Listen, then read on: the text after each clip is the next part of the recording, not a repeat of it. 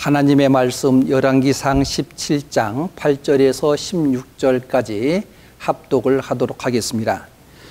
여호와의 말씀이 엘리야에게 임하여 이르시되 너는 일어나 시돈에 속한 사르밧으로 가서 거기 머물라. 내가 그곳 과부에게 명령하여 내게 음식을 주게 하였느니라. 그가 일어나 사르밧으로 가서 성문에 이를 때에 한 과부가 그곳에서 나뭇가지를 줍는지라. 이에 불러 이르되 청하건대 그릇에 물을 조금 가져다가 내게 마시게 하라. 그가 가지러 갈 때 엘리야가 그를 불러 이르되 청하건대 내 손에 떡 한 조각을 내게로 가져오라. 그가 이르되 당신의 하나님 여호와께서 살아계심을 두고 맹세하노니 나는 떡이 없고 다만 통에 가루 한 움큼과 병에 기름 조금뿐이라. 내가 나뭇가지 둘을 주워다가 나와 내 아들을 위하여 음식을 만들어 먹고 그 후에는 죽으리라. 엘리야가 그에게 이르되 두려워하지 말고 가서 내 말대로 하려니와 먼저 그것으로 나를 위하여 작은 떡 한 개를 만들어 내게로 가져오고 그 후에 너와 내 아들을 위하여 만들라. 이스라엘의 하나님 여호와의 말씀이 나 여호와가 비를 지면에 내리는 날까지 그 통에 가루가 떨어지지 아니하고 그 병에 기름이 없어지지 아니하리라 하셨느니라. 그가 가서 엘리야의 말대로 하였더니 그와 엘리야와 그의 식구가 여러 날 먹었으나 여호와께서 엘리야를 통하여 하신 말씀같이 통에 가루가 떨어지지 아니하고 병에 기름이 없어지지 아니하니라. 아멘. 할렐루야. 오늘 이 아침에도 여러분들 가정마다 하나님의 은혜와 또 하나님의 평강이 함께하기를 축원합니다. 오늘도 계속해서 코로나19로 인해서 너무나도 많은 힘든 과정을 겪고 있습니다. 그러나 오늘 우리 새 아침 우리 하나님 앞에 예배 드릴 수 있는 복된 날 선물로 주셨습니다. 이 시간에도 하나님께서 여러분들 모든 가정마다 하나님의 말씀으로 우리를 새롭게 해주시기를 믿습니다. 과학자들이 캄캄한 그 항아리 속에 쥐들이 얼마나 견딜 수 있을까 그런 실험을 했다고 합니다. 그래서 빈 항아리에 캄캄한 그곳에 쥐를 집어 넣었더니 3분 안에 죽는 것을 볼 수가 있습니다. 또 다른 빈 항아리에 쥐를 집어넣고 이제 그 빈 항아리 캄캄한 곳에 한 줄기 그 빛을 비췄습니다. 그런데 그 쥐는 36시간을 살게 됩니다.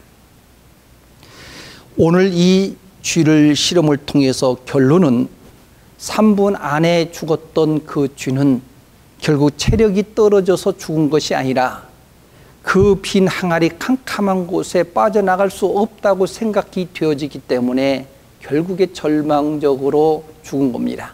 그러나 한 줄기 빛을 보고 36시간을 살았던 그 쥐는 그래도 그곳에 이제 빠져나갈 수 있는 그 길이 있다고 생각이 되어졌기 때문에 오랫동안 그 생명을 버티고 있었습니다.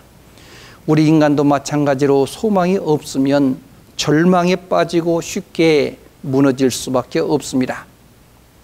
사람이 살아가면서 좋은 일들만 있는 것이 아니고 때로는 우리가 감당할 수 없는 절망을 경험할 수도 있습니다. 오늘 이 말씀에 보면 유기를 당한 한 여인을 소개하고 있습니다.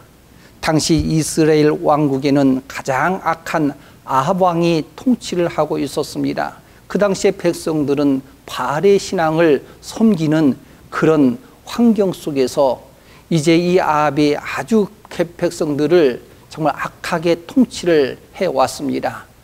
그런데 그 당시에 그 아합의 부인이 이세벨이었는데 이세벨은 바로 두로와 시돈의 왕이면서 바알 제사장의 딸이었습니다. 그래서 그 아합과 결국 이세벨을 정략적 결혼을 시켰습니다. 이세벨은 이제 이스라엘 땅에서 곳곳마다 바알과 아세라 신상을 세우고 대대적으로 우상을 섬기도록 강요를 하고 또 하나님의 선지자들을 핍박하고 죽임을 당하는 그런 시대에 있었습니다.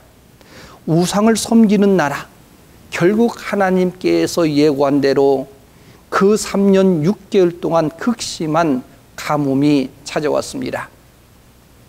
이런 자연의 재앙은 사람이 막을 수가 없습니다. 비는 고사고 이슬 한 방울도 내리지 아니하므로 산천 초목이 말라 죽고 짐승은 물론이고 모든 사람들까지도 굶어 죽게 됩니다. 아합은 이 우상 숭배의 죄를 깨닫지 못하고 하나님의 선지자 엘리야 때문이라고 비난을 하면서 엘리야를 죽이려고 합니다. 그래서 엘리야는 아합의 낯을 피해서 그리 시냇가에 숨어 지내다가 어느 날 하나님께서 엘리야를 부르십니다. 엘리야를 불러서 하나님께서 하신 말씀이 너는 일어나서 시돈에 속한 사르밧으로 가서 거기 머물라. 내가 그곳 과부에게 명령하여 내게 음식을 주게 하였느니라. 사실 이 말씀을 듣고 엘리야가 사르밧으로 이제 떠나게 되는데 그 사르밧은 시돈에서 약 8마일 정도 이제 가까운 거리에 있습니다. 이 시돈이라고 하는 것은 가장 악하다고 하는 그 이세벨의 고향입니다. 그리고 바알 신앙의 본고장이라고 이야기할 수 있습니다. 그곳으로 하나님은 엘리야를 인도하셨고 그 다음에 가장 힘들게 사는 사르밧 과부를 만나서 하나님 말씀을 전달을 하게 됩니다. 엘리야가 사르밧 여인에게 청하건대 내 손에 떡 한 조각을 내게로 가져오라 그렇게 말을 합니다. 이 말을 들었던 사르밧 여인은 자신의 곤고한 그 처지를 털어놓습니다. 당신의 하나님 여호와께서 살아계심을 두고 맹세하노니 나는 떡이 없고 다만 통에 가루 한 움큼과 병에 기름 조금뿐이라. 내가 나뭇가지 둘을 주워다가 나와 내 아들을 위해서 음식을 만들어 먹고 그 후에는 죽으리라. 이런 이야기를 합니다. 아주 기가 막힌 말입니다. 왜 하나님께서 이 가난하고 초라한 이방 여인을 택해서 당신의 종 엘리야를 공개하도록 했습니까? 그 여인은 사람들에게 주목을 받는 여인이 아닙니다. 아주 가난하고 자신의 의의를 드러낼 것도 없고 아무것도 내세울 것도 없지만은 이 가정의 엘리야를 통해서 하나님은 일하기 위해서 찾아오셨습니다. 오늘날 우리 주님께서도 재물이나 권력에 취해서 오만한 자리에 앉아있는 사람에게는 찾아오지 않습니다.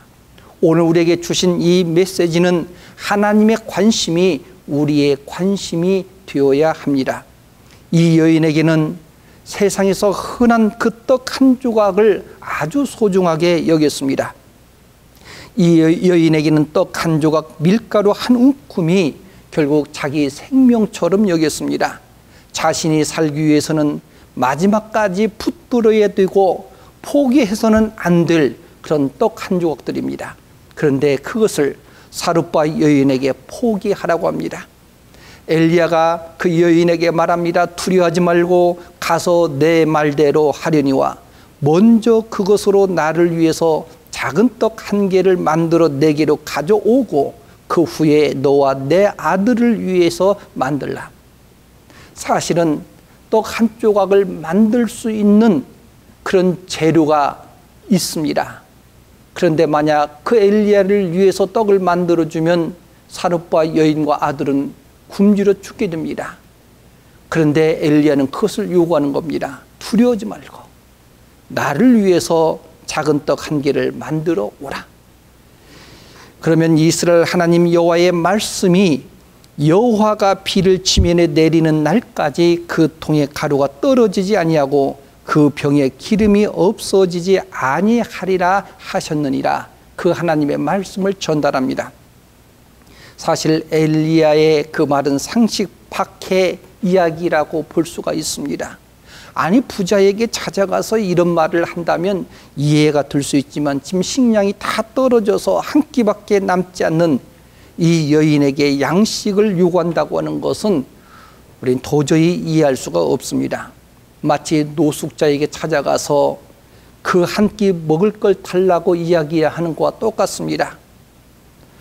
오늘 성경에 보면 하나님의 요구를 우리 인간의 상식과 우리 모든 인간의 이성을 가지고 이해할 수 없는, 그것을 상식을 뛰어넘는 그런 파격적인 그런 요구를 할 때가 참 많이 있습니다. 예를 들어서 하나님께서 모세를 불러서 애굽 땅으로 가서 너희 백성 히브리인들을 구출하라. 사실 이 모세는 그 당시에 현상금이 붙어 있습니다. 그래서 저 적진에 간다고 하는 것은 대단한 큰 모험입니다. 그런데 하나님은 모세에게 저 애굽에 가기를 요구했습니다. 그래서 모세는 여러 가지 핑계를 댑니다. 내가 애굽에 가면은 거기에 있는 우리 동족들이 하나님이 보냈다고 하는 바로 대표성을 나를 인정하지 않을 겁니다. 그리고 내가 말을 잘 하지 못하기 때문에 설득할 수가 없습니다. 이 모양 저 모양 핑계를 댑니다. 그때 하나님께서는 내 형 아론 있지 않느냐, 너는 말 못해도 네 형 아론을 통해서 하나님 말씀을 전하겠다, 그렇게 또 말씀하시고 여러 가지 표적을 보여주기도 합니다. 결국 모세는 하나님의 요구에 따라 저 애굽에 건너가서 자기 동족을 결국은 구출하게 됩니다. 그것뿐만 아니라 하나님께서 아브라함에게 100세 때 주었던 그 아들 이삭을 바치라고 합니다. 번제물로 바치라고 합니다. 도저히 이해가 할 수가 없습니다. 물론 하나님께서는 아브라함을 시험하기 위해서, 그리고 아브라함을 위해서 이미 그 수양을 다 준비해 놓았습니다. 여호와의 이래로 다 준비해 놓았습니다. 그런데 아브라함의 신앙을 테스트하기 위해서 아브라함을 불러서 자식을, 그렇게 아낀 그 자식을 결국은 그 번제물을 드리도록 했습니다. 오늘 하나님께서는 우리가 이해할 수 없는 말씀을 요구할 때가 참 많이 있습니다. 신약에 와서도 동정녀 마리의 몸에서 구원자 메시아의 탄생이라든지 죽음과 부활의 예고는 그 당시에 참 받아들이기 어려운 말씀입니다. 오늘 이것을 받아들이고 고백할 수 있는 것이 믿음이요, 바로 믿음은 하나님 주신 선물입니다. 엘리야를 통해서 주신 하나님의 말씀을 이 여인이 믿고 받아들였습니다. 그 결과 그 가정이 사는 역사가 일어납니다. 그가 가서 엘리야의 말대로 하였더니 사룻바의 여인이 정말 이해할 수 없는 상식 밖의 이야기하지만은 하나님께서 엘리야를 통해서 주신 그 말씀을 그대로 받아들입니다. 결국 그 가정은 굶어 죽는 가정이 아니라 그와 엘리야와 그의 식구가 여러 날 먹었으나 여호와께서 엘리야를 통해서 하신 말씀같이 통에 가루가 떨어지지 아니하고 병에 기름이 없어지지 아니하리라 말씀하셨습니다. 하나님이 엘리야를 사룻바의 여인에게 보낸 것은 사룻바의 여인에게 어떤 도움을 받기 위해서가 아니라 그 여인의 가정을 살리고 그 가정에 하나님이 복이 임하도록 보내신 겁니다. 그 여인은 엘리야의 말대로 나그네를 섬기듯이 순종했습니다. 자신의 생명보다도 형제와 이웃을 위해서 나눔을 실천했습니다. 많은 소유물 중에서 일부를 나눈다고 하는 것은 누구든지 할 수가 있습니다. 자기가 그 가정에 사는 것에 큰 문제가 없습니다. 그럼 얼마든지 나눌 수 있습니다. 그런데 이 여인은 남아있는 통에 가루 한 움큼과 병에 조금밖에 남지 않는 그 기름은 자기의 생명과 같습니다. 여인이 고백한 대로 나와 내 아들을 위해서 음식을 만들어 먹고 그 후에 죽으리라, 그렇게 이야기한 만큼 마지막 남은 그 일용할 양식, 그것을 자신이 아닌 남을 위해서 사용했습니다.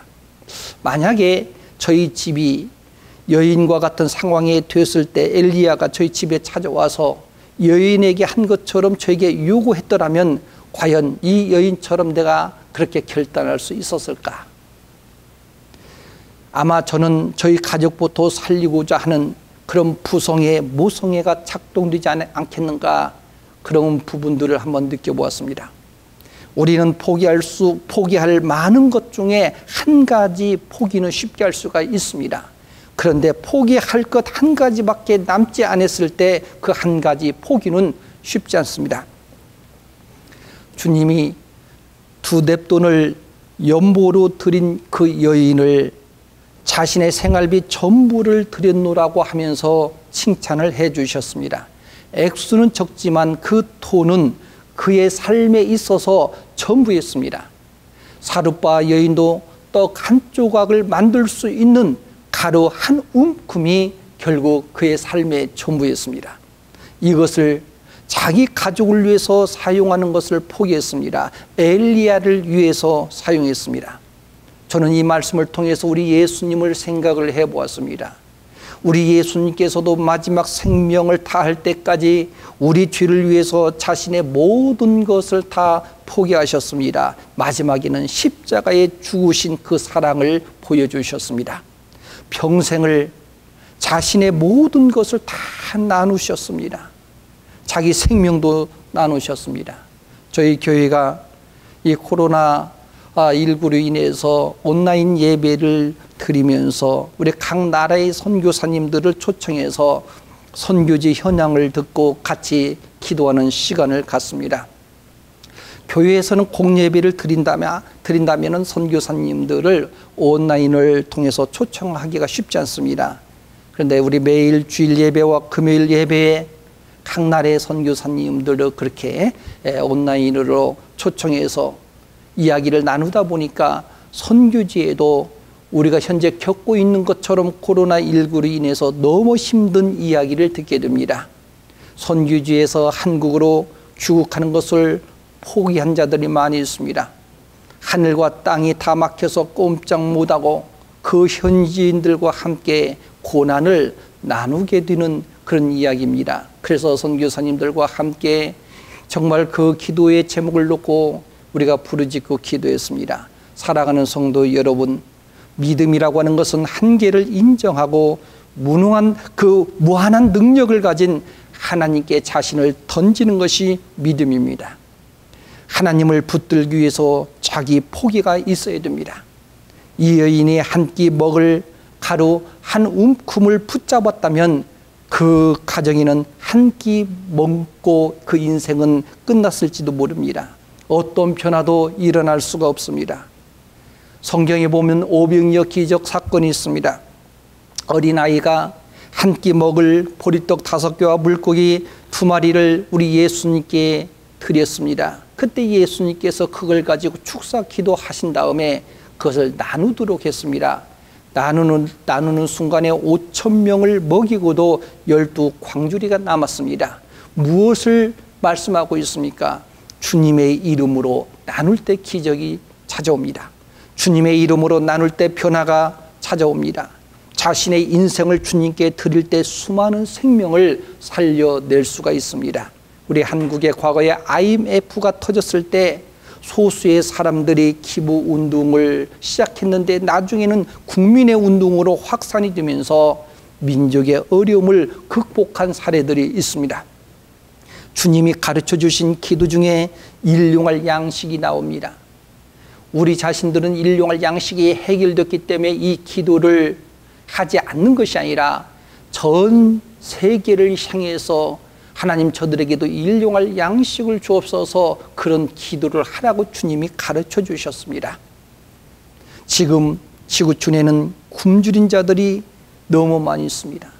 UN 보고서에 의하면 한 해 동안 굶주린 자들이 8억 2천 명이 넘는다고 합니다. 지금도 9명 중에 1명이 굶주림을 겪고 있습니다. 아프리카 지역의 아동들이 지금 굶주림이 아주 심각합니다. 5세 미만의 아동이 사망 원인 중에 가장 높은 비율이 급성 영양실조입니다. 반면에 우리가 살고 있는 미국은 어떻습니까? 미국에서 음식물 쓰레기로 버리는 것이 약 1,650억 달러라고 합니다. 우리 한국 돈으로 환산한다면 186조입니다. 엄청난 돈입니다. 만약에 이 음식물 쓰레기 가운데 15%만 낭비만 줄여도 그 음식물로 매년 2,500만 명을 먹여 살릴 수 있다고 합니다. 15%가 아니라 5%만 전략해도 구제로 오병이어 기적이 일어납니다. 사르바의 여인에게 일용할 양식은 그 가정에는 생명과 같습니다. 그런데 엘리야의 말대로 마지막 한 끼 양식을 엘리야에게 나눴을 때 통에 가루가 다하지 아니하고 병에 기름도 없어지지 아니하는 절망 속에서도 새로운 감격과 행복을 경험하게 됩니다. 가정의 행복은 떡 한 조각에서부터 나옵니다. 잠언서 17장 1절 말씀에 보니까 마른 빵 한 조각을 먹으며 화목하게 지내는 것이 진수성찬을 가득히 차린 집에서 다투며 사는 것보다 낫다, 그 말씀이 있습니다. 아무리 진수성찬일지라도 화목하지 못하면 그 가정은 불행입니다. 그러나 평화의 주인 되신 예수님을 모시고 빵 한 조각이라도 그 가정은 행복할 수가 있습니다. 오늘 이 시대는 행복을 주는 떡 한 조각이 필요합니다. 그 떡 한 조각이 바로 예수 그리스도이십니다. 요한복음 6장 48절 이하의 말씀 보면 주님이 말씀하십니다. 내가 생명의 떡이다. 너희 조상들은 광야에서 만나를 먹었어도 죽었지만은 이는 하늘에서 내려오는 떡이니 사람으로 하여금 먹고 죽지 아니하게 하는 것이라. 나는 하늘에서 내려온 살아있는 떡이니 사람이 이 떡을 먹으면 영생하리라. 내가 줄 떡은 그 세상의 생명을 위한 내 살이라. 우리 예수님이 줄 떡은 바로 생명 살리는 자신의 몸입니다. 우리 죄를 바로 죄에서 구원하기 위해서 자신이 십자가에 죽으신 그 몸을 말씀하고 있습니다. 그 떡을 말씀하고 있습니다. 육신의 떡은 인간의 생명을 일정 기간 유지할 수 있지만 생명의 떡으로 오신 예수 그리스도, 그분의 말씀을 믿으면 영원한 생명을 얻습니다.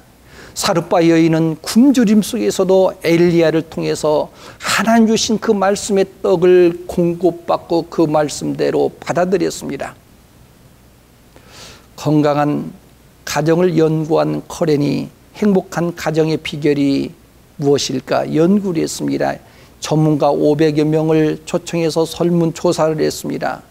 여러 가지 의견들이 나오는데 가장 중요한 핵심이 가정 구성원들이 공통된 종교적 신념을 가지고 생활하는 가정은 행복하다, 그런 내용들입니다.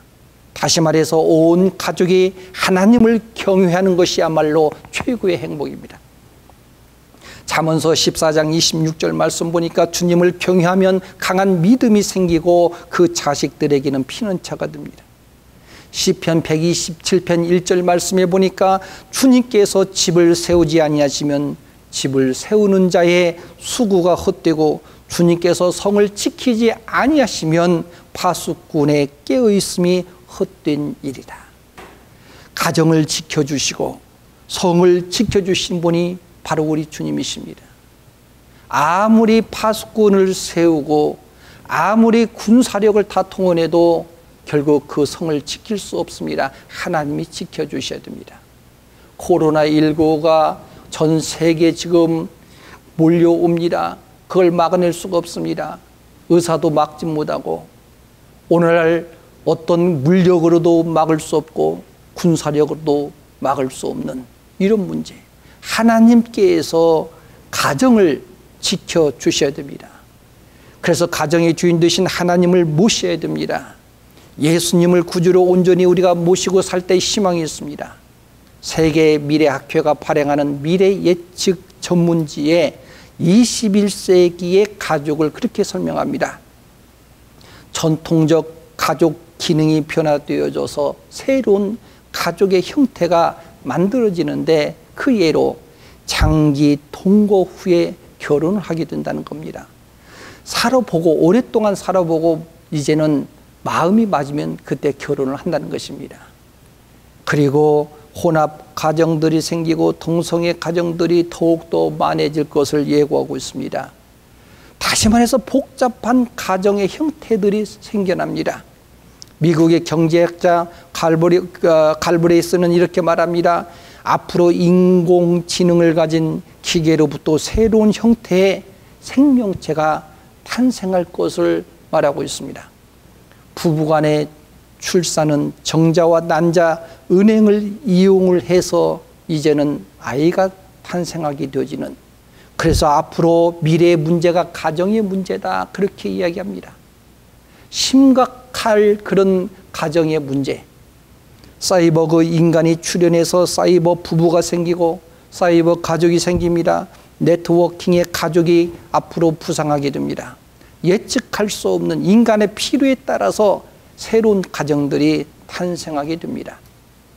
가정은 하나님이 필요해서 하나님이 세워주셨습니다. 그래서 하나님이 주인이십니다. 그렇기 때문에 하나님을 떠나게 될 때, 무시하게 될 때 인류와 가정과 개인은 희망이 없습니다.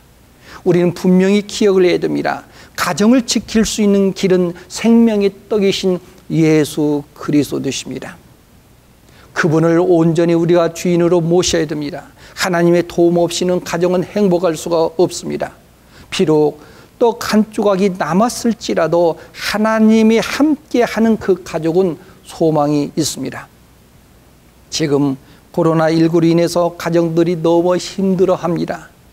국가의 경제는 이미 빨간불이 켜져 있습니다. 개인의 사업들은 다 문을 닫았습니다. 가족의 관계는 힘들어합니다. 실직자들은 계속 늘어나고 있습니다. 모든 것이 정상적으로 회복하기 위해서는 많은 시간들이 필요합니다. 이런 시대에 엘리야가 요구했던 떡 한 조각, 사르밧 여인의 생명처럼 여겼던 그 떡, 단순히 육신의 떡이 아니라 우리의 생명의 떡으로 오신 예수 그리스도가 필요합니다. 절망 속에 있는 사르밧 가정에 하나님이 찾아오신 것처럼 행복과 구원의 주인 되신 우리 예수님이 여러분들 가정에 함께 하시기를 주의 이름으로 축원을 드립니다.